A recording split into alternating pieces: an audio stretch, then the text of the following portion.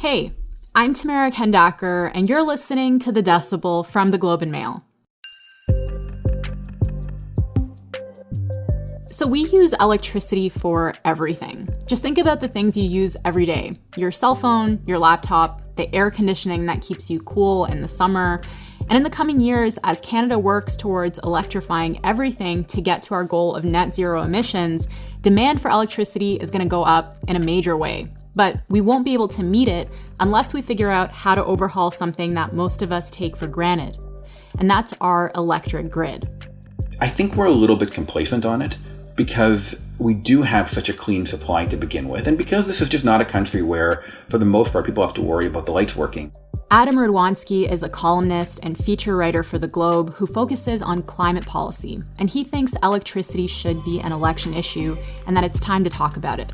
Modernizing this country's power grids is one of the biggest battles that the next government is going to have to take on, and getting there will take cooperation between provinces, big investments, and leadership. It's a huge challenge.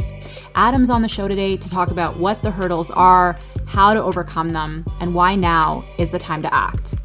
You're listening to The Decibel.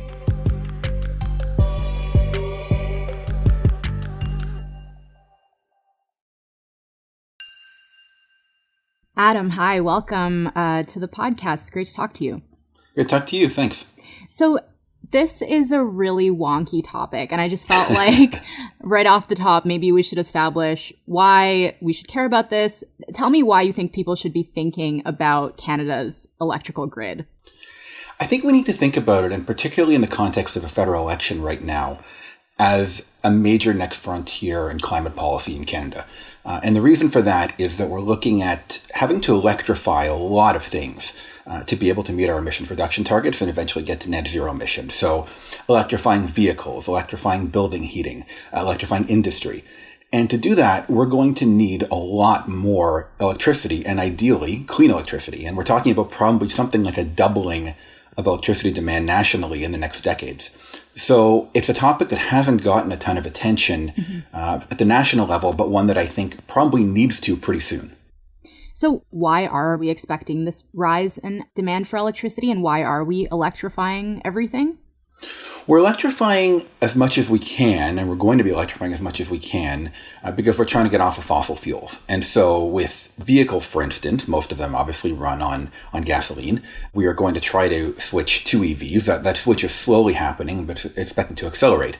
We're probably going to see in a lot of provinces, which haven't done this already, a switch from using natural gas or other fossil fuels for home heating and building heating and commercial building heating, again to electricity because it is lower emitting. And again, for industrial processes, the same thing.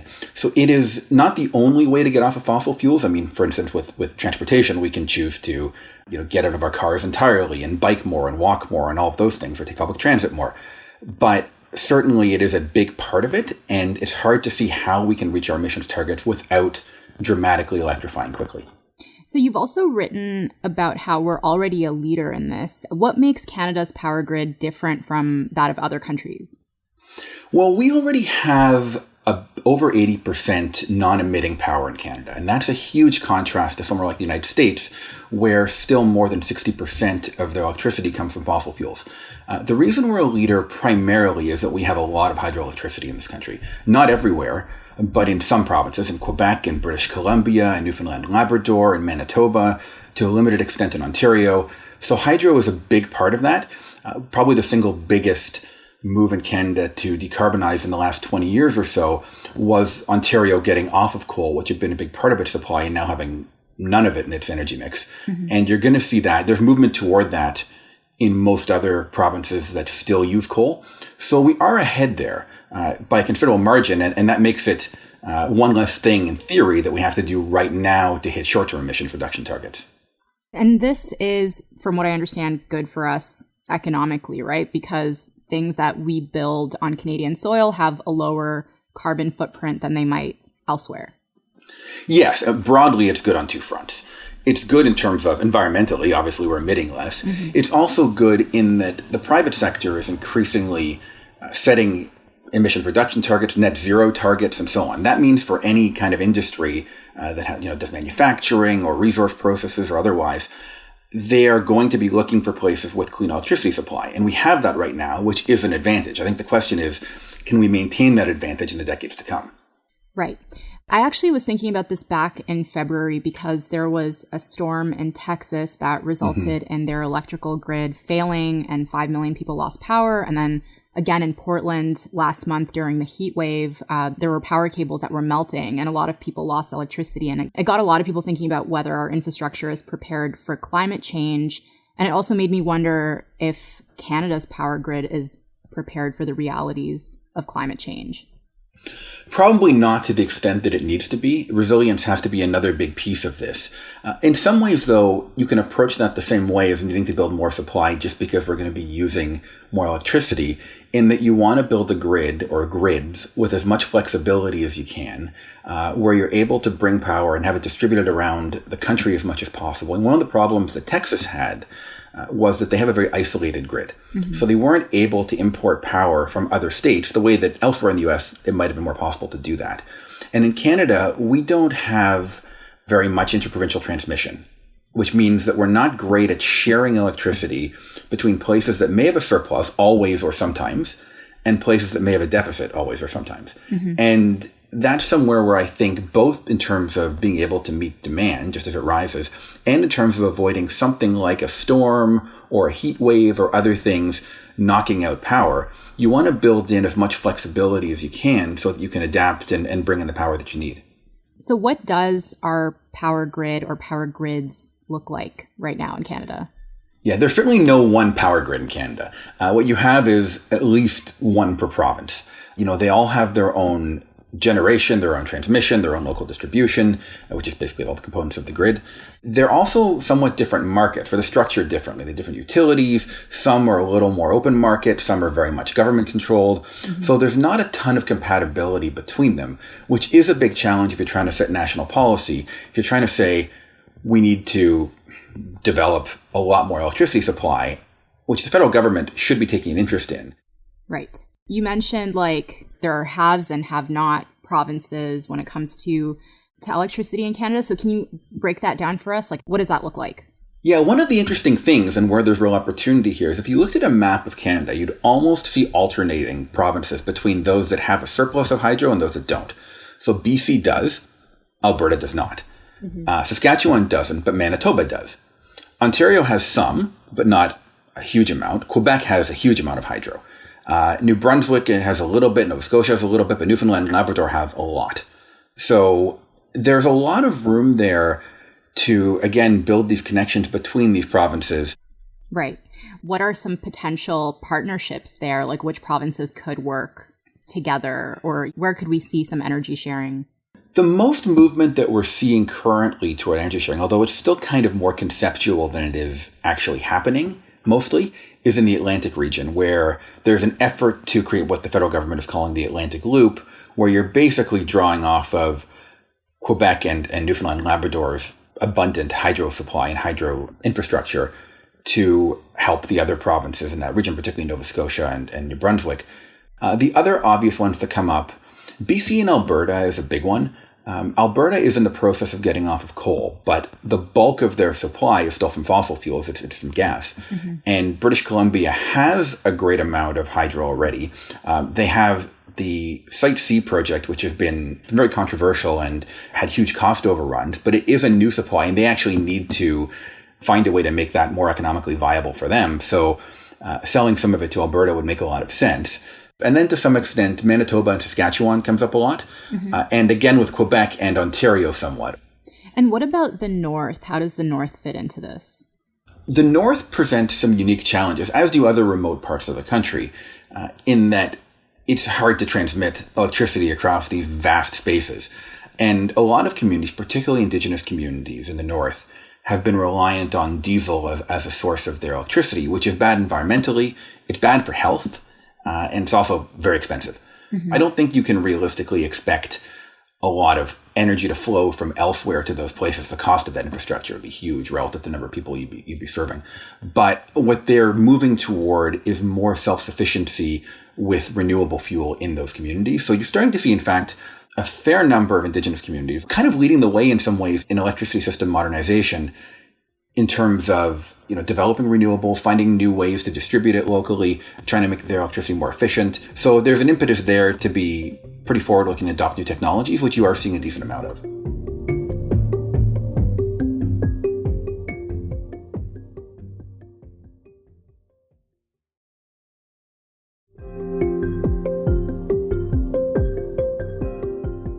So what do experts say needs to be done with our grid so that we can meet our emissions goals and handle this boom and demand for electricity that's coming?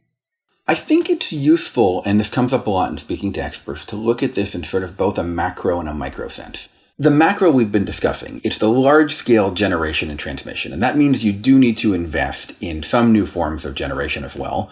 I don't think we're necessarily going to see the gigantic projects in terms of huge nuclear or huge hydro, because the cost overruns, plus land concerns, plus other things there, make that somewhat improbable. But you are going to need to see investment in large-scale renewables and so on to power our provinces. And then the other thing that needs to happen at the more micro level is kind of a reimagining of our energy markets in general. We've traditionally, in most places, had a very centralized, very top-down kind of system where there's large generating sources. They pump electricity, through transmission lines to communities, and that's what we rely on. There's all kinds of new technology and new options, particularly around renewables, that allows for different distribution systems. So, for instance, what's known as distributed generation, people generating, or businesses generating their own electricity and then selling it back into the grid. So, for instance, a solar panel might do that. There's also opportunities through energy storage and things like people being able to use their EV batteries to store electricity and perhaps even be able to pump some of that back into the system. So there's a lot of new technology and new options that have emerged and will continue to emerge that we need to capitalize on. And what you will hear from experts on this a lot is that there's not enough discussion and communication of this nationally. Right. Every province is kind of moving in its own way. And again, this is it is provincial jurisdiction, not federal jurisdiction. But they're not even necessarily sharing as much information what they're doing as they can. So you might wind up with like 13 different pilot projects around the country to do something that are basically achieving the same thing. So this sounds very daunting. And you wrote that the president of the National Electricity Association and the CEO, Francis Bradley, he said that the challenge of modernizing the power grid was kind of like building a national railway or the healthcare system. Can you talk about why that is? Why is it such a big challenge? It's such a big challenge partly just as a matter of cost and investment. I mean, if you're going to have to roughly double your supply, that is a huge undertaking. It's also a huge undertaking because you have to somehow get all of these jurisdictions to move in lockstep with each other, ideally with some degree of cooperation, but without necessarily strong central control over it, which is very difficult. And there you get into, as with healthcare or other things the federal government is involved in, can it set standards and expectations to ensure that everybody is going along, and how much authority can it wield? And I think it's going to be tested in the years ahead. But in some ways, I have to say I'm glad to hear that kind of language, because I think this is an issue that needs to capture Canadians' interest and imagination a little bit. I think we're a little bit complacent on it, because we do have such a clean supply to begin with, and because this is just not a country where, for the most part, although there are exceptions, for the most part, people have to worry about the lights working, and they don't have to spend a lot of time thinking about brownouts or blackouts or things like that. And so I don't think we've really collectively given much thought to this. We take it for granted. Yeah. And I think when you hear people talking about it as a national challenge, that can frame it in a way that I think is helpful. And I think would be helpful if federal politicians, so when they're on the campaign trail right now, or when they're in office subsequently, whoever wins government, would try to frame it a little more like that too. Because it does need that kind of collective summoning of will, as opposed to just moving in a scattershot way, a little quickly here, a little slowly here, and not really achieving shared goals. So is this on anyone's radar right now? How much talk is there right now about upgrading the power grid? It's on the radar in the sense that, the federal Liberals, while in power, have allocated a couple $2 billion towards it through the Canada Infrastructure Bank, and they have funded some pilot projects. The Conservatives have a paragraph in their platform which is basically about the same thing and about supporting grid modernization. The NDP has a specific proposal to fund through a climate bank some of these investments as well. So it's in there. They're not talking about it a whole lot. I'd say there's a lot of momentum from the sort of NGO and public policy space. So I think you're starting to see people who are in the climate and energy space recognize this and kind of rally around it a little bit as a next big frontier in Canadian climate and energy policy. I don't think that politicians have caught up to it yet, and it's not an easy one for them to tackle when they're worried about, the next election. But I think there's a more sustained effort building to get their attention on it, to get them to show leadership on it. And how much appetite do you think there is among the provinces to work with the federal government on this? Like, what kind of resistance would the federal government face? I think it's probably limited interest from the provinces in working on it. It would vary. A place like Quebec, which does want to be a continental superpower on electricity, and because of its hydro capacity, that's actually kind of a big part of its identity as a province, would, I think, chafe somewhat at federal attempts to direct them. And part of the reason for that is that Quebec, along with BC and other hydro provinces, likes to also sell electricity to the U.S. Right. And in some ways that's easier, and they're getting paid more for it, and they don't necessarily want to be encumbered by federal expectations on how they go about that. So I think you would probably get pushback, and that's why building up some degree of public will toward this is probably helpful. And again, also using federal spending powers to help build infrastructure and so on. The other thing it can do that might help with these kinds of things is de-risk investment. It can use various mechanisms so that provinces don't have to worry as much about either losing revenue or getting stuck on the hook for infrastructure to get used properly. So that's where it can help make this happen. But I do think there's resistance. I think a lot of provinces view this as a matter of provincial sovereignty to a point. They don't want to necessarily put their economic opportunities or their electricity reliability in the hands of other provinces. Mm-hmm. So I do think there's resistance, and that's where the feds have to find ways to break through that. Okay, so we probably should talk about how this would impact consumers. If we unify and modernize the grid, would our bills go up? The likelihood is yes. We're going to have to reckon somewhat with higher bills, and I think that can be political anathema in Canada, and that's part of the reason provinces haven't wanted to move in this direction. I think there's a lot of nervousness about asking people to pay more, even though we pay less than a lot of other parts of the world. Where it gets interesting and I hesitate to say exciting on this topic because it is wonky, but a little bit exciting, is where people might get to have a different relationship with their power, and one where more Canadians might be producers, more Canadians might be able to find innovative ways and have more choice in finding ways to lower their bills, to create opportunity for themselves, and so on. Yeah, that's an interesting way of thinking about it. So I guess I'm wondering why you think it's important to talk about this right now. Like, obviously we're in an election, so that makes sense, but why is it important to act on this with urgency? I think we need to move with urgency on this, in part as a matter of competitive interest. We do have this advantage right now in having relatively clean power, but other countries are moving faster to address their dirtier supply. So the U.S., for instance, is trying to move under President Biden toward a clean grid by 2035. And that involves a lot of reimagining of what their electricity grid is. And Europe is doing that. And even China is attempting to reimagine its electricity supply. And a kind of perverse effect of having clean supply here and being a bit ahead of the game is that we maybe don't move as quickly now and then somehow wind up getting stuck behind. I also think that if we wait too long, it's going to create really big headaches down the road.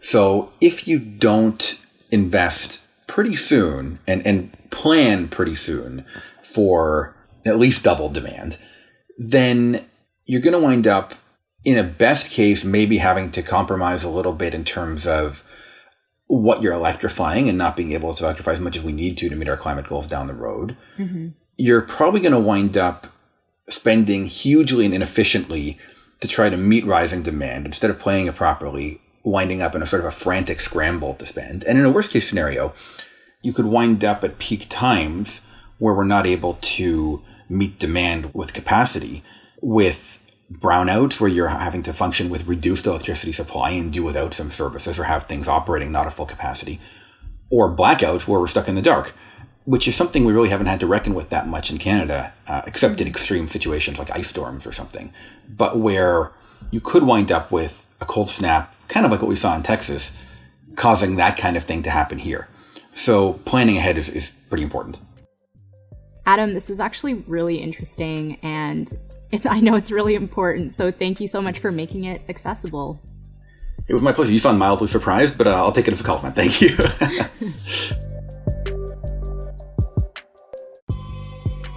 That's it for today. I'm Tamara Kandakar. Our producers are Madeline White and Kasia Mihailovich. Rebecca Weston is our intern. David Crosby edits the show. Angela Pacenza is our executive editor. Thank you so much to Adam Radwanski. You can find him on Twitter at @Radwanski. If you want to email us, you can reach us at thedecibel@globeandmail.com. If you want to reach me, I'm on Twitter at Anima_TK. We always want to hear from you. Thank you so much for listening, and I'll talk to you tomorrow.